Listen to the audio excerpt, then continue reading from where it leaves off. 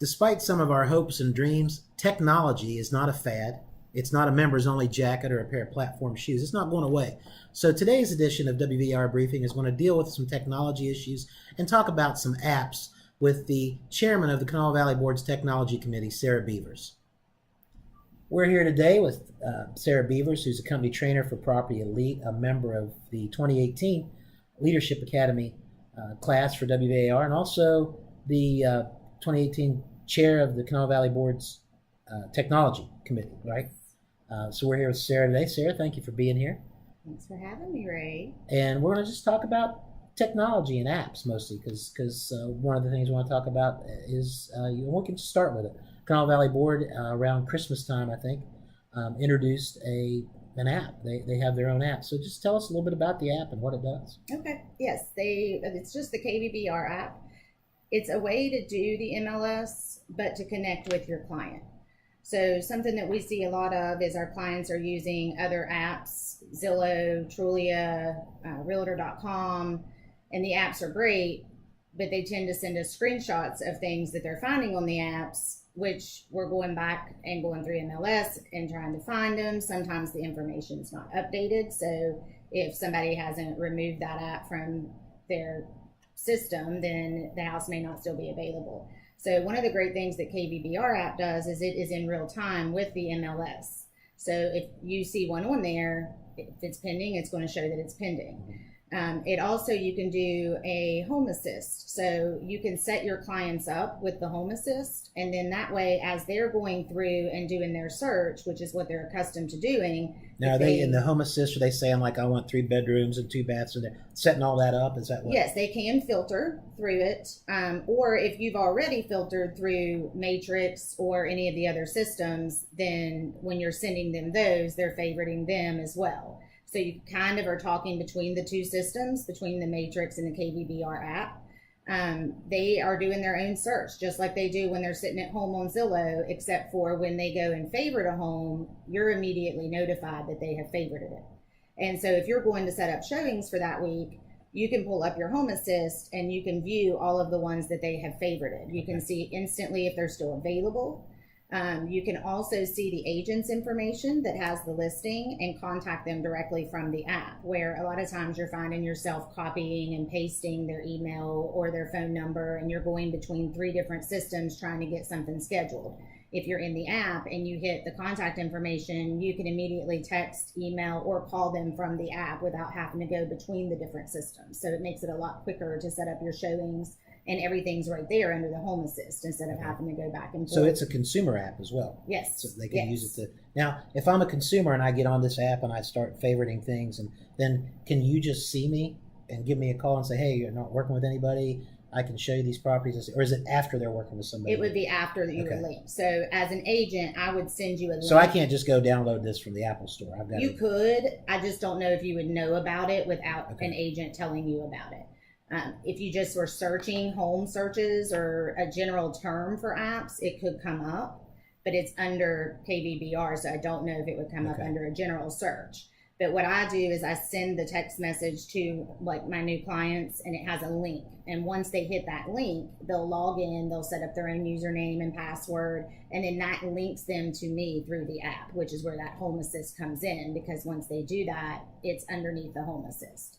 And you can do it through email, Snapchat, different platforms, whatever your client's comfortable with. Text tends to be what I use because it's usually how I'm communicating with them already.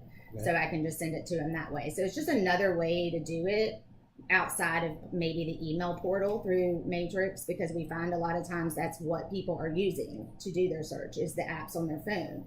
Their phone's always with them. Not everybody has to be on their email all the time like we do in our profession. So, well, we know that, people are on their phones more than they're on their laptops, workstations, anything. And yes. Phones I add tablets to that, so mobile devices. Right. That's what we do. And the app platform is where their comfort zone is. They're not comfortable really necessarily. Some may not use email hardly at all. Right. So it's just another way to really communicate with your client. And it helps you because I'm sure anybody out there that's done this has gotten numerous screenshots from the apps that they're using. And then you're trying to go back in your text messages, find the screenshots. You still have to look it up. This, all I do is say, I like all these. And if in Yes. between the time when I like them and you get them as my agent. If some of them are off market, you know that. Yes, it'll And, tell me. and If it's I know pending. that too, I assume, is if I look back at it again. Yes, As and a you consumer. can right. So you can tell them, because a lot of times I have ran into. There's been times I've had to tell a client that almost everyone they want to see has gone pending. And it's almost like they think you're trying to sabotage it. Like you don't want to show them because it's not updated on what they see.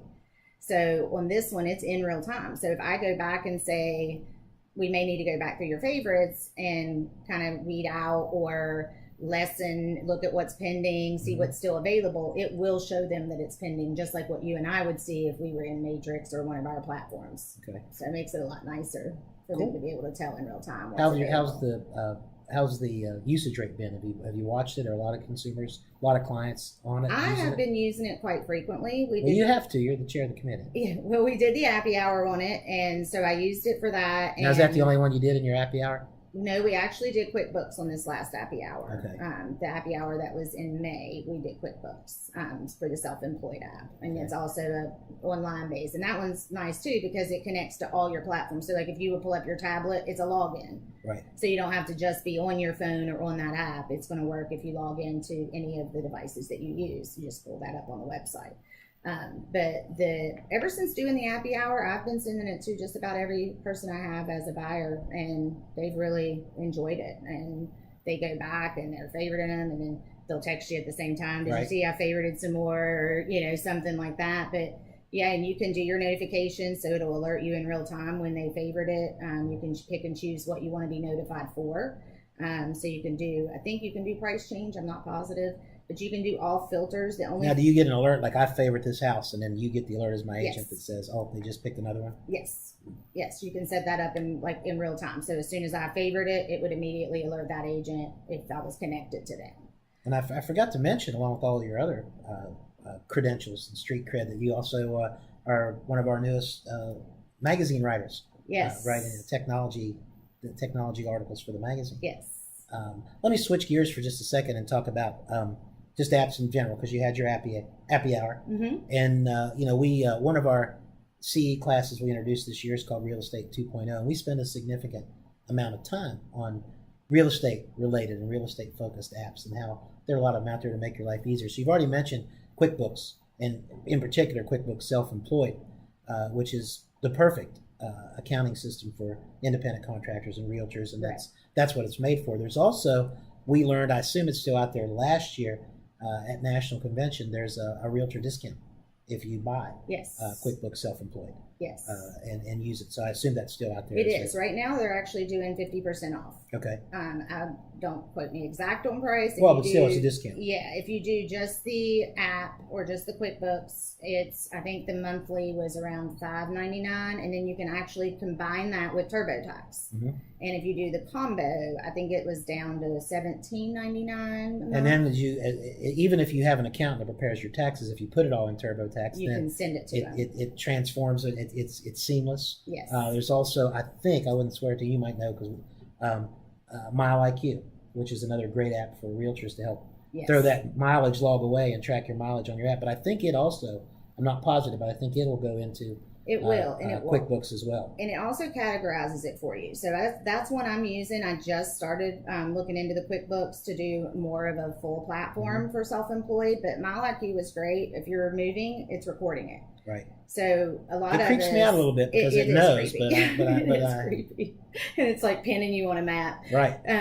You can turn it off if you're. I have this thing now. Doing your own business, every time I park, my phone says vehicle parked, and I'm like, how do you know? Who's watching me? How do you know that? Because that app, probably because you have one of the GPS or location. And it's just telling them I park, and I know I parked, so I'm not sure why it's telling me that. And you can go back and see your whole route, like every time, because every time you stop, it records again when you start. So those are all different drives. So like your waypoints. And you can switch, like it's right, slide right, slide left if it's business, personal. Exactly. And then you can. And you can do it after the fact too, right? If you forgot. Yes. You can go back. Yes, you can go pull them up. I usually do them like once a week. At the end of the week, I'll go through and categorize them. That way, you're not trying to do it every day. If you're busy and you forget, it's still in there. The only tip I would give is to make sure you're going in at least once a week or every few days and doing something with it, because if you have your phone set on a battery safe, it will actually shut that app down in the background, and it okay. will not record your drives, which I have ran into. So I learned by experience in making mistakes. So if to keep it going, you have to go in there at least, I would say probably once a week would be enough time. But check every phone. Software is going to be different, but it will stop in the background if you have that on as a battery save. You can go through your settings and set that on each phone, and it's great because once you categorize, you don't only just categorize whether it's business or personal. You can also go into a more in-depth for that. So if I go over to business, I can put, was it a customer visit? Was it a meeting? Did I run errands? Whatever it may be. And then the same on personal. It actually has the option for commute. So that way, when you go to do your taxes, it will separate your business travel, personal travel, and commute travel. So, and then you can do a printout for the full year. So that way you can have that in your file. If you ever did, unfortunately, get audited or something like that, it would break it down every single drive, what it was categorized, what your totals are. It's great. And you just go at the end of the year on the website and print it out. Let's talk about, have you had any experience? I know, like I said, I'll just throw some out at you that we have discovered. Open Home is an app out there that it's not for phones. It's only for tablets. But what it is you set it up on the counter on the table of an open house, and instead of that piece of paper and pen, people type in their information so that at the end of the open house, you have it all where you can read it. It's all clear. They have email addresses. You can create the emails and do all kinds of things with it. So it's a great time saver app versus that sign in sheet where somebody spills something on it, you can't read anything, or you can't make out somebody's writing. Open Home is another. I did not know about that. That's great. I've spent a lot of time on Google just trying to find the images for the printout for the sign. Well, and it's hard. It's hard to know. I mean, you can spend your time, and you have a Droid. I have an iPhone, so whatever the iTunes store is called, and the Droid version. I mean, you can go there every so often and search real estate and search and find that way, but it's not. It's not easy to find. One of the best, other than my class, one of the best ways to find these apps that I found. The National Association has. You may run into some of them at mid-year. It's called YPN, which is the Young Professionals Network of the National Association, and they're always, particularly in their local chapters, they're always producing all these tear sheets of here's the latest apps. Here's some apps to look at, which is how we find a lot of our apps because they don't buy the fact that I'm a millennial trapped in a baby boomer's body, so they don't let me into their events. But we have people who go in there and then they share that stuff with us, and it's they'll put out 10 or 15 at a time. Here's the latest ones. Here's the newest ones, and there's lots of apps out there that can be used in real estate. We did a lunch and learn a couple months ago down in the southern part of the state of the board to just talk about some of the real and not the ones that are necessarily real estate specific, but ones that can be used. Like we see the importance of video more and more, and so there's so many easy to use apps out there that I could shoot a video in 5 minutes that'll be perfect for me to promote a house or to promote a piece of property or maybe just a feature of that property and things like that. So there's tons of them out there, and you could get absorbed by it and all of a sudden not save time because you spend too much time looking for them. But there's a lot out there that just make the job of a real estate agent easier. And I think even though we have to change our habits so we don't throw everything in a shoebox, QuickBooks Self-Employed, Mile IQ, all those things, once you get used to using them and doing them, are going to make life so much easier for the independent contractor, for the real estate agent. Do you have any favorites or any others you're experimenting with? Or? I use a note system. I use Caller Note. If you've ever seen that one, it's just basically almost like a Post-it note type system, but you can color code it and you can text it out. It's called Color Note? Color Note, and it'll attach as well. If you log in, it'll save it as you move over. But you can do it as a checklist. So I do that a lot for like just my daily to-do list. And then you can actually pin it on an Android. Yeah. Not on your iPhone. Can I pin it in Pinterest maybe? To your home screen. So that way that to-do list is always in front of you. Okay. I have a habit of writing notes out, but maybe not have that notebook with me, or I'm writing it on a scrap piece of paper. So with this, it's nice if I'm out, and a client has questions about a certain house.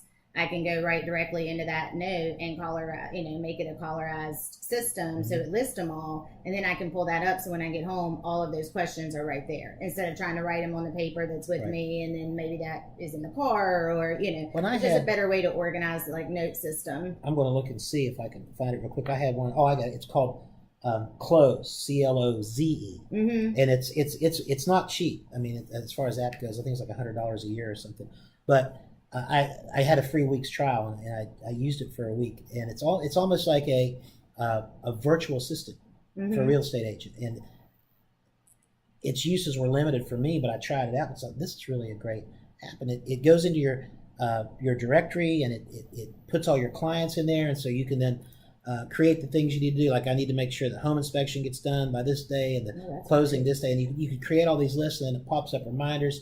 It also monitors your client contacts you put in. It's like you've got a client, John Doe.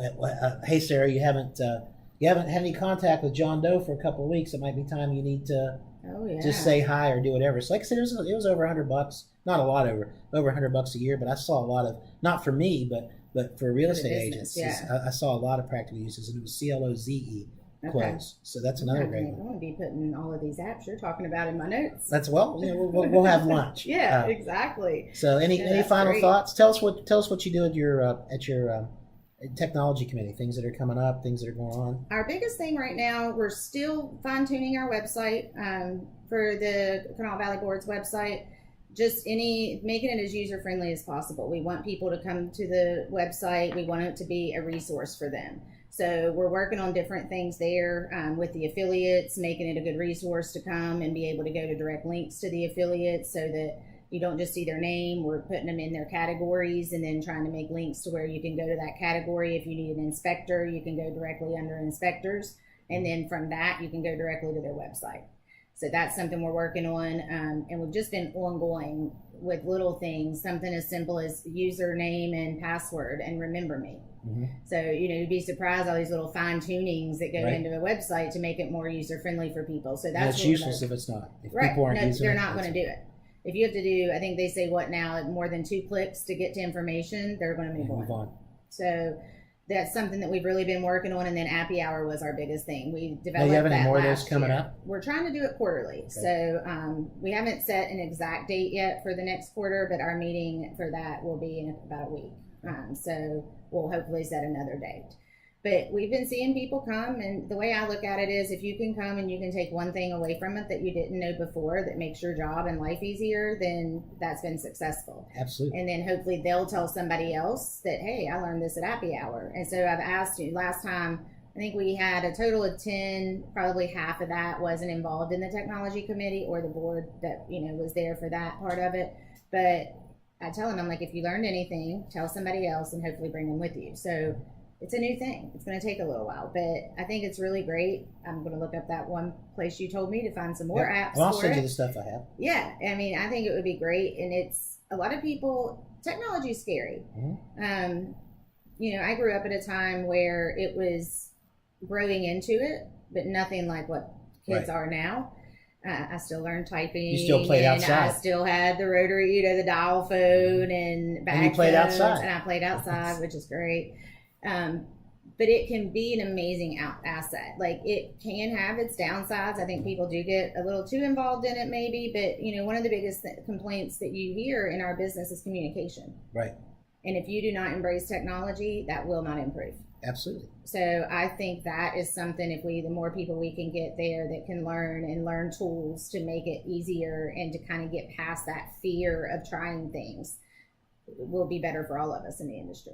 All right, great. Thank you very much, Sarah. Thank you. Thanks for having me. Remember, technology is like anything else. It can be your best friend at 10 o'clock in the morning and your worst enemy by 3 o'clock that same day. But to be effective, you have to embrace it. Let's embrace technology and use it to be better realtors.